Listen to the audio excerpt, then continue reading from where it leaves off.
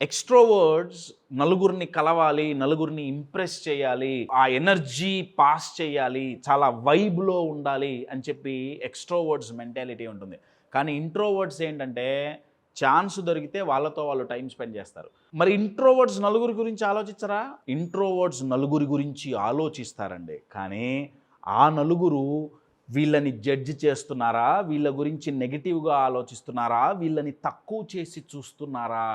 అని over thinking చేయరు. ఆ చుట్టుపక్కల ఉండేవాళ్ళు వీళ్ళని పట్టించుకున్నా, పట్టించుకోకపోయినా సరే వీళ్ళు చాలా సంతోషంగా ఉంటారండి. అది చాలా గొప్ప అడ్వాంటేజ్. ఎందుకంటే లోన్లీనెస్ ఉండదు. సెల్ఫ్‌తో కనెక్ట్ అవుతారు. ఇంట్రోవర్ట్స్ వాళ్ళ లవ్డ్ వన్స్‌ని మిస్ అవ్వచ్చు. జీవితంలో ఏదో టైంలో వాళ్ళ ఫ్రెండ్స్‌ని మిస్ అవ్వచ్చు.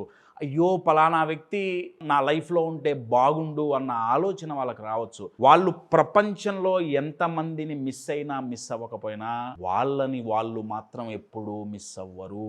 సెల్ఫ్‌తో కనెక్ట్ అయి ఉంటారు కాబట్టి అది ఇంట్రోవర్ట్స్‌కున్న ఒక అద్భుతమైన అడ్వాంటేజ్. అందుకే మీరు అదృష్టవంతులు ఇంట్రోవర్ట్ అయితే గనక.